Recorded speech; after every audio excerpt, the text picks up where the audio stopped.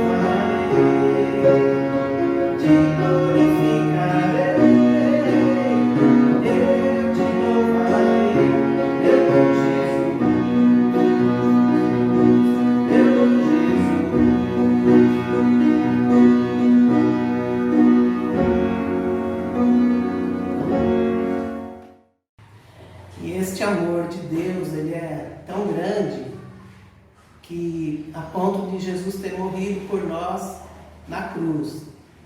E pela cruz nós somos redimidos, nós somos perdoados, nós somos salvos através deste amor tão grande que Jesus teve por cada um de nós.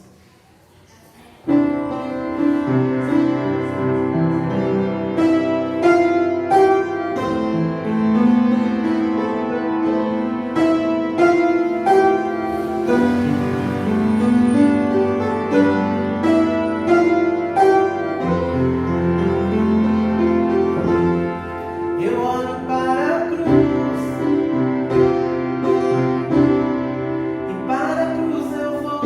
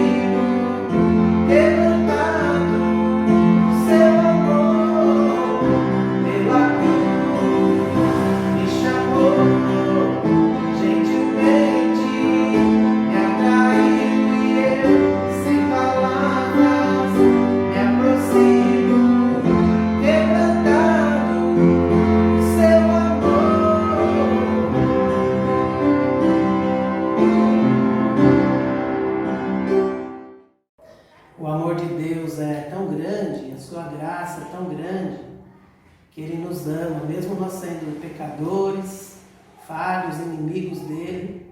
Esse amor é tão grande que, a ponto de nos resgatar, de nos salvar, e a única coisa que tem para explicar é o amor de Deus, né? Deus é amor. É um amor incomparável, é um amor sem medida, que nos ama sem nós merecermos.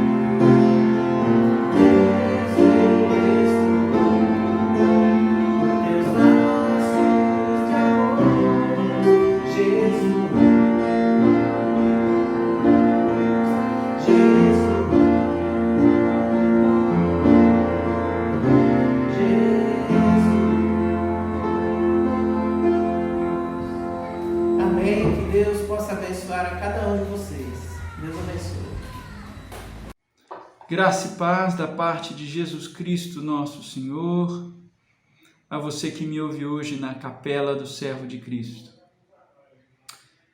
Eu quero falar, e eu sempre falo para os meus alunos, que a gente precisa passar da biografia para a teografia. Biografia são os fatos da nossa vida. Teografia, a gente relê a nossa história à luz da graça. Inclusive, aqueles momentos mais terríveis da nossa história ganham um sentido novo à luz da história de redenção. Nós vivemos um tempo de muito ressentimento e amargura, uns com os outros, e a gente precisa de um novo sabor relacional. Então eu quero ir para as Escrituras em uma história trágica e nos incentivar a vermos a nossa vida à luz daquilo que Deus fez, da sua história de redenção, da sua soberania e à luz da maravilhosa graça e misericórdia do Senhor, redimindo o mal que nos fizeram e transformando ele ao bem. Não vai ser Gênesis 50, essa história clássica de José dizendo para os seus irmãos, né? Vocês intentaram mal contra mim, mas Deus transformou o mal em bem. Eu quero ir para Atos 1, 15 a 20, que é o discurso de Pedro consolando os seus outros 10 discípulos, né? Diante da tragédia de Judas. Vocês imaginam como deve ter sido para esse grupo de discípulos depois que Judas foi embora? O vácuo, o vazio, a raiva, a chateação, né? Com alguém que comia com eles, mas que com um beijo traiu o Senhor por 30 moedas de prata. E nós vivemos também tempos assim. Eu conheço muitos líderes cristãos que não conseguem avançar na sua vida afetiva porque outros líderes fizeram uma ferida tão grande que eles permanecem ressentidos com o que foi feito a eles. Então vamos trazer essa história de Atos 1, de 15 ao 20, para nos trazer esperança e para ajudar a gente a fazer essa passagem da amargura e do ressentimento para que Deus cresça dentro de nós, o Cristo ressurreto cresça dentro de nós e nos ajuda a fazer essa passagem, não só a passagem cognitiva, mas a passagem afetiva que todo líder cristão precisa fazer para conduzir o povo do Senhor. Então vamos lá para Atos 1, de 15 ao 20. Então naqueles dias levantou-se Pedro no meio dos irmãos. Então Pedro se levanta, Jesus já tinha subido aos céus, né? Eles estavam nesse período intermédio aí, esperando o dom do Espírito Santo, o revestimento do poder do alto. E aí esse grupo, essa assembleia de umas 120 pessoas, juntas, orando fervorosamente, Pedro se levanta e diz, olha, versículo 16, irmãos, convinha que se cumprisse a escritura que o Espírito Santo proferiu anteriormente por boca de Davi acerca de Judas, que foi o guia daqueles que prenderam Jesus. Porque ele era contado entre nós e teve parte nesse ministério. Ora, este homem adquiriu um campo com o preço da iniquidade e, precipitando-se, rompeu-se pelo meio e todas as suas entranhas se derramaram. Isto chegou ao conhecimento de todos os habitantes de Jerusalém, de maneira em que sua própria língua esse campo era chamado Aceldama, isto é, campo de sangue, porque está escrito no livro dos Salmos, fique deserta a sua morada, e não haja quem nela habite, e tome outro o seu encargo. Quando eu era menino, a gente tinha uma música que a gente cantava assim, de brincadeira, né? Jesus veio ao mundo para sarar nossos pecados, Judas traiu ele, aquele cabra safado. E aí a gente cantava, cabra safado, Judas traiu Jesus, aquele cabra safado. E ainda dizia, cumprimente seu irmão, cabra safado, cabra safado.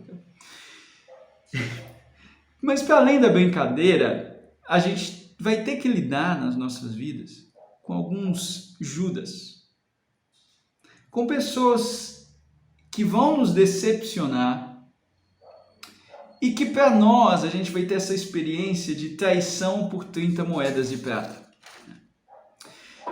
Eu imagino que essa é a experiência dos discípulos. Qual seria a dor deles? Seria a dor da humilhação? Jerusalém toda soube disso. Seria a dor da perda de reputação? Eu imagino que eles devem ter ficado muito amargos. Alguns devem ter dito, eu não vou perdoar esse cabra safado, né? Com o que ele fez com o Senhor. Há pouco tempo a minha esposa disse assim, Davi, você está amarguinho, né? Isso não é legal, né? E parte de nós está muito amargo. A gente está amargo com as nossas famílias, a gente está amargo com alguns dos nossos amigos, a gente está amargo com o país diante da situação que a gente está vivendo. A gente pode estar amargo com alguns dos nossos líderes. Tem muita razão para estar amargo, né? A gente pode falar isso. Agora, lembrem-se que no primeiro volume de Lucas, né? Atos é o segundo volume, o Evangelho de Lucas é o primeiro, ele termina dizendo o seguinte: o Cristo ressurreto aparece para os seus discípulos e diz o seguinte lá em Lucas 24, versos 46 a 51. Está escrito que o Cristo haveria de sofrer e ressuscitar dos mortos no terceiro dia, e que em seu nome seria pregado o arrependimento para o perdão de pecados a todas as nações, começando por Jerusalém. Vocês são testemunhas dessas coisas. Eu acho que essa fala, né, que na verdade é o par de Atos 1, 8 e 9, né, porque essa mesma fala é condensada depois em Atos, ela tem uma preciosidade gigante. Porque basicamente Jesus está dizendo: vocês são testemunhas da minha ressurreição. E isso, gente, tem um valor gigante. Isso pesa mais que qualquer outra experiência na vida de vocês. Vocês são testemunhas da morte, da ressurreição e do nome que é acima de todo nome. Preguem esse nome. Preguem, porque vocês são testemunhas dessa história. O que Jesus está fazendo com os discípulos é uma reorientação dos afetos deles para saírem dessa experiência de ressentimento e de amargura para uma experiência de testemunho. Do que eles eram testemunhas? Do suicídio trágico de Judas ou do Deus que ressuscita os mortos? O que realmente era importante? O que eles iam proclamar? Então, a sequência de eventos da ação de Deus na história faz a traição de Judas virar nota de rodapé. E não só nota de rodapé, porque Deus vai acomodar isso na história de salvação. As experiências mais trágicas, em última instância, não estão debaixo do poder delas mesmas, elas estão debaixo da ação gloriosa do Senhor soberano, que usa todo o mal para transformá-lo em bem. Não é que Deus diz que o mal é bom. O mal continua sendo mal, o mal continua sendo trágico, o mal continua tendo consequências nefastas para as pessoas que o fazem e as pessoas à sua volta. Por isso que ir além do ressentimento, ir além da amargura, não significa ausência de dor ou de tristeza. Né? A tristeza é esse desejo de um bem ausente. A ausência vai estar lá. Né? E às vezes a tristeza é necessária. Mas, à luz da ressurreição, essas coisas aconteceram para que não confiássemos em nós mesmos, mas no Deus que ressuscita os mortos. À luz da ressurreição, a amargura vai embora. Tem um amém aí? À luz da ressurreição, nós não precisamos ficar presos nessa experiência, marcados pelos Judas, porque em última instância, o que importa não é o que Judas fez, é o que Deus fez com o que Judas fez. Né? E é isso que Pedro está dizendo para os discípulos aqui. Né? Ele está dizendo: irmãos, convinha que se cumprisse a Escritura. O Senhor continuou soberano sobre Judas. Ele permitiu, né? Ele antecipou e ele usou isso para a glória dele. Né? Parece que Pedro antecipa aquela fala de Paulo, né? De Romanos 8, 28, que em todas as coisas, Deus trabalha para o bem daqueles que o amam. Eu acho muito difícil a gente entender essa fala de Paulo, né? Em todas as coisas, Deus trabalha para o bem dos que o amam. Em todas as coisas, até as coisas trágicas e mais difíceis, Deus está trabalhando para o bem. E se a traição vai se transformar em algo bom, nós podemos viver com esperança e alegria para além do ressentimento, para além da amargura. Apóstolo Pedro cita Salmo 69, né? Fique deserta a sua morada, né? Quase que dizendo assim: ficou deserta a morada de Judas, né? Mas Deus vai usar essas moradas desertas para a glória do próprio nome dele. Não é isso O que a Bíblia diz o tempo inteiro, né? Que quando Adão e Eva e sua descendência continuam a ir num espiral descendente, mas Deus, mas Deus, mas Deus, mais Deus. Né? E a gente é curado quando a gente persevera junto nessa oração, em revendo a nossa história à luz das Escrituras, à luz da salvação que o Senhor vai nos dar. Eles terminam por substituir Judas por Matias. Né? Esse é um período intermédio, porque em breve virá Atos 2, né? Que é o derramar do Espírito em Pentecostes. Então esse é um período intermédio, um período entre a ressurreição e Pentecostes. Né? Os 5 atos de Atos 1, né? Jesus comissiona os discípulos, depois ele sobe aos céus, ele ascende aos céus, os discípulos depois ficam em Jerusalém orando juntos, né? E é essa experiência de orar junto que ajudam eles a serem curados desse trauma de Judas. Né? A gente precisa se reunir para orar, a vida de oração, a vida em oração.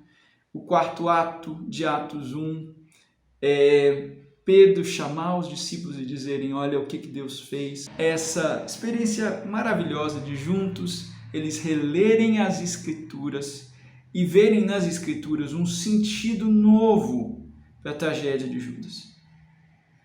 Pedro os guia nessa reflexão teológica, que na verdade transforma afetivamente a vida dos discípulos. E por último, eles substituem Judas, buscam a orientação do Senhor e acaba sendo escolhido o Matias. Para a gente ir concluindo, eu quero fazer para você essa pergunta. Quem colocou isso em você? Quem pôs em você esse viveiro de amargura? Você foi feito por um Deus muito doce, que não só te criou, mas te recria hoje e transforma todo o mal em bem. Você é testemunha da ressurreição. Cristo Senhor ressurgiu. E isso pesa muito mais do que qualquer coisa que alguém fez a você. Que me poderá fazer o homem? Que me poderá fazer o homem?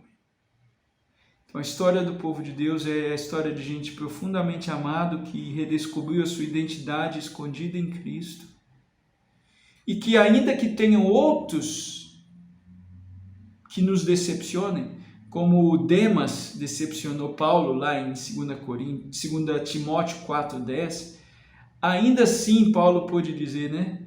Nem morte, nem vida, nem anjo, nem principado, nem forças do presente e do porvir, nem homem, nenhuma força vai me separar do amor de Deus que há em Cristo Jesus. Porque se Deus der por nós, quem será contra nós? Aquele que não poupou o seu próprio Filho, não nos dará juntamente com ele todas as coisas. Então, quando a gente olha a nossa história, a gente não precisa ver uma biografia de fatos difíceis somente. Quando a gente olha para a história dessa nação, a gente também não fica vendo só os fatos difíceis, mas a gente procura a mão de Deus na história.